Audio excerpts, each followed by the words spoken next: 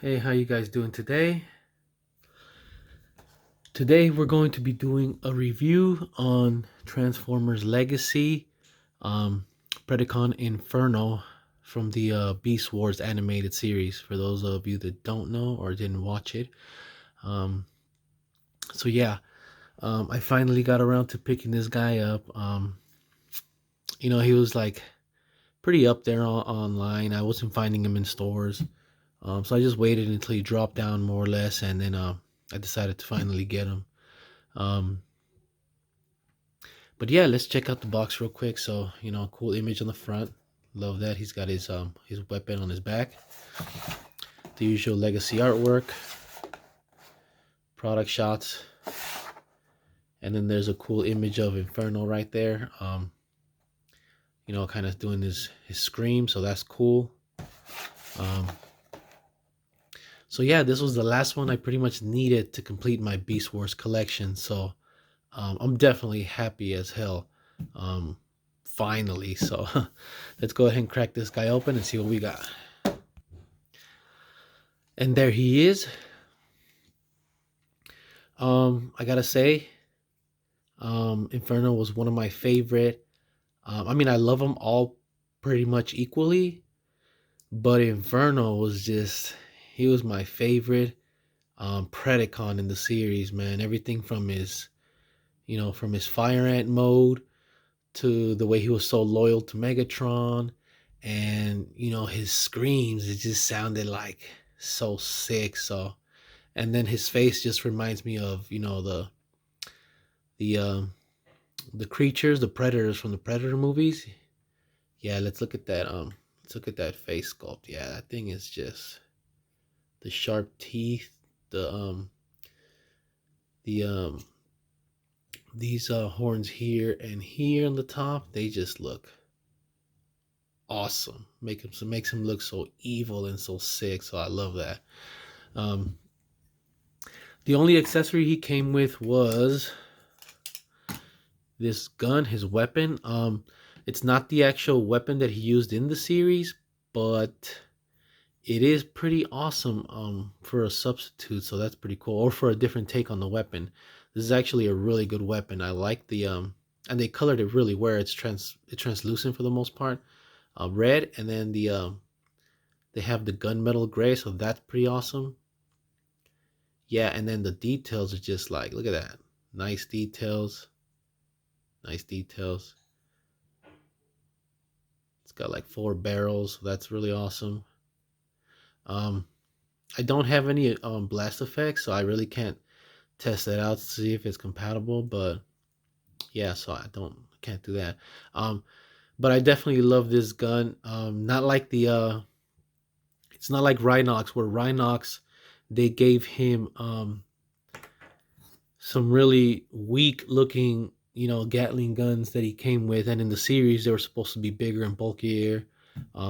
His guns were at least, those. That's a good comparison between the weapon he just got. His is still the same size and it's fitting and it looks good, whereas Rhinox weapon, his really sucked. I mean, let's just keep it real. It sucked. But they did do an upgrade, and I was able to snatch a couple of those up that were the correct ones. So at least I was able to do that. But yeah, so definitely this weapon is definitely way better um, than something that like Rhinox got. So, but it's still not the one from the series. I'm pretty sure it's already out there from customizers. But I'm gonna keep this one because this one's actually really nice. I like it as well. So, anyways, let's go ahead and check out some of these really nice painting on here. It's got a lot of metallic here and here. The red just looks great. The eyes on the insect look really cool. Yeah, everything looks awesome, and I really love the details that they put in here. Look at that. That just looks so sick.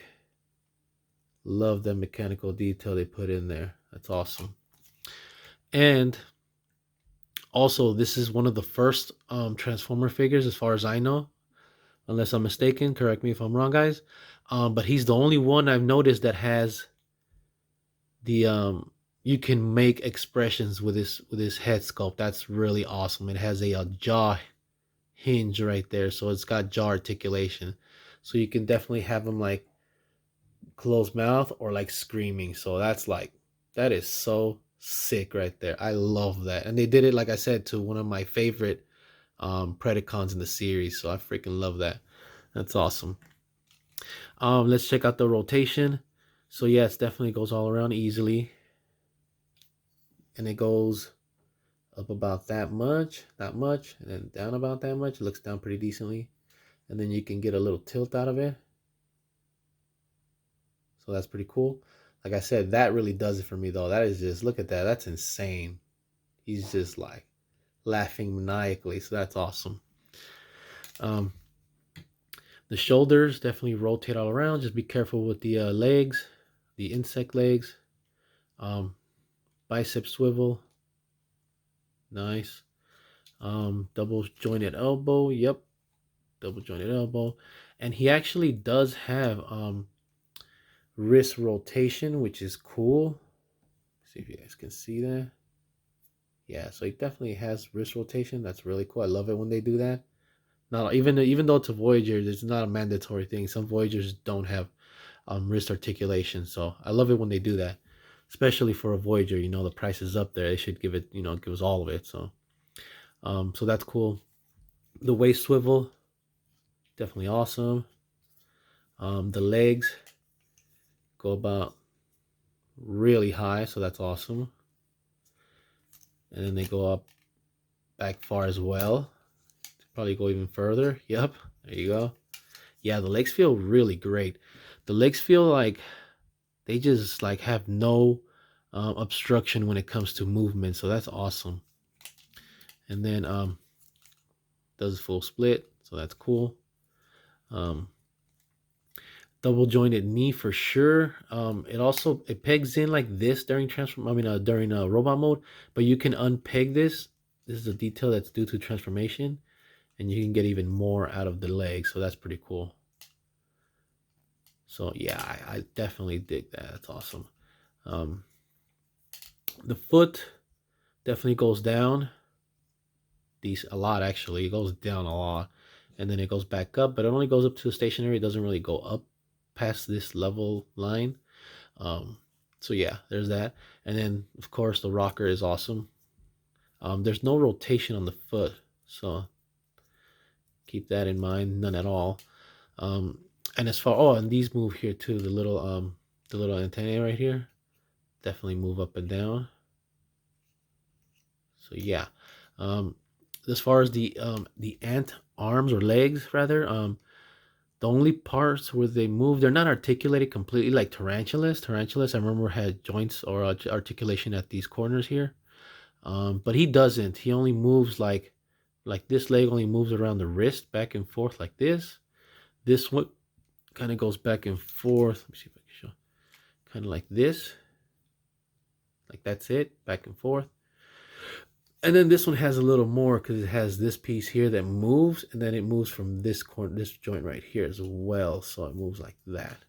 So overall, it's a decent amount. I think in the series, he didn't. These other two legs weren't displayed. I think it was just two legs on each side. But I mean, I guess they did that change for the transformation. That's fine. It's not a big problem. But yeah, definitely, I kind of like that these don't move too much. It's a lot. It would be too much like to. I know tarantulas for me slides around a little too much when I have to adjust the leg, every single leg. So that's kind of cool. Also, they're different, so I like that. Okay, so let's go ahead and check out the transformation real quick. So yeah, first you're gonna want to make sure you put these little heel spurs here inside. Oh, actually, no, I'm sorry. No, I'm sorry, the chest first. So we're gonna pull the chest off. There's a little tab right there, so you're gonna pop it out like that.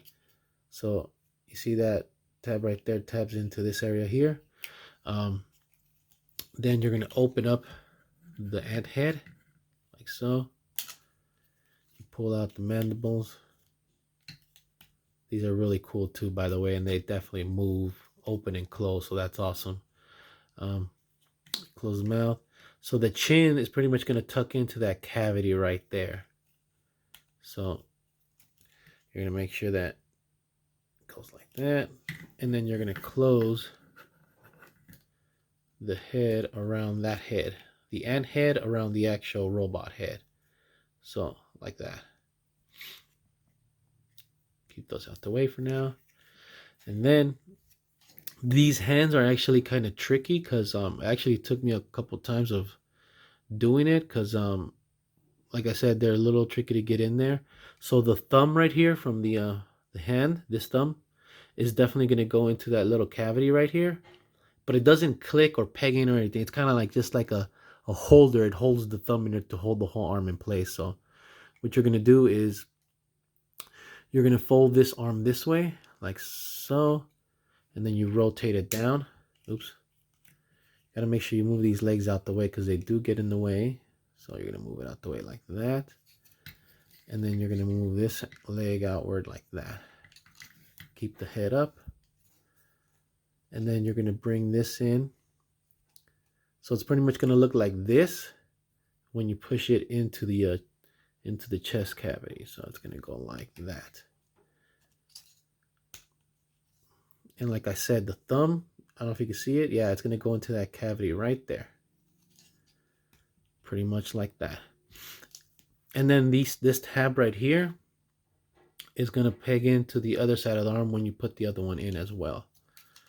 So same thing here. Try to move the legs out of the way. They do get in the way a little bit. Close the arm. Same thing here. Thumb. Let me bring this leg outward this way. And then this one goes out this way. Like so. There you go. And then you're going to make sure it looks like this because the swivel on the bicep definitely moves around too. So yeah, like I said, this part's tricky. It's not hard, it's just tricky. And then you push it in as well. See it right now, it's being a little difficult to push in. And then you got to grab it right from, there you go. So same thing, and then it's going to go into that cavity right there. Like so. And then those two tabs that were right there, they're going to peg into each other. Like so. So it's going to look something like this. Let me see if you guys can see it. Yeah. Like that, and then like that from the side, and then like that from the side. So good. Okay, once we got that, you want to adjust the legs outward so they're not in your way. Okay, cool. And then you rotate the waist. Like so. And then you push in the feet back like this onto itself. There's going to be a little tab right here that'll connect to a little hole in the foot right here. Let me see if you guys can see it right there. So, yep. Do the same thing here. And then when you do that, these legs right here, the double joint here is pretty much you're gonna adjust it, pull it, push it upward like this, above, up on itself, like that. Same thing with this one.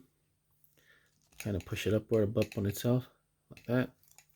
And then there's a peg right here. This peg right here is gonna peg into this hole. Like so, just like that.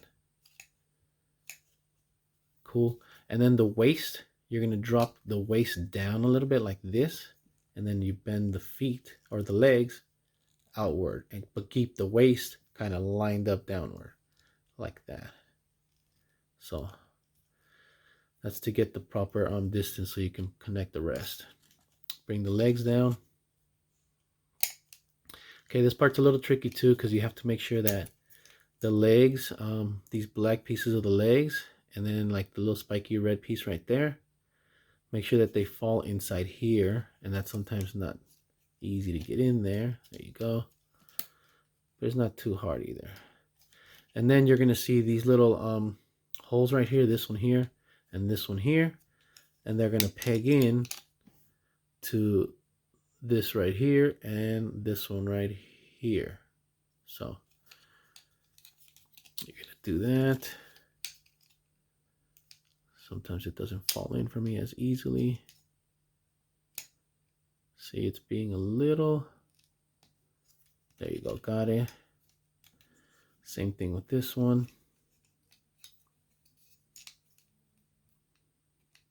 Yeah, see, that one's being a little difficult. You have to really angle it around until you get it right. There you go. Got it. Once you get those two pegged in, then you see these two tabs right here, this one here and this one here. They'll tab into two pieces, to two little holes right here and right there. You guys can see that? Yeah. So you do that and then make sure it's all secure.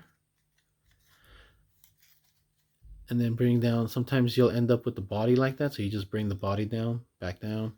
Make sure the mandible's good.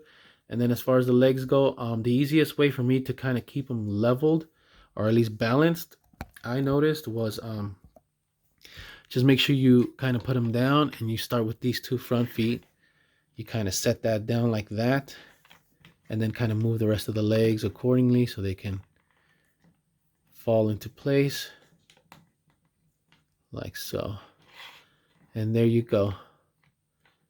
And there we have Inferno in his awesome fire ant mode. I love it. It looks sick. It looks awesome. They just got it right. Like they really did. Like, oops, you can move these forward too. So there you go. Yeah, they just got it so awesome. Like, it's not even funny. Like, wow.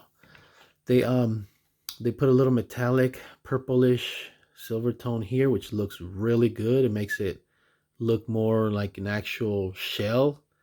It just looks awesome. And then all the texture on this, the body, it just looks, look at that. You guys can see that. Like, there's the dark shading, and it's just sick, man. This thing is awesome.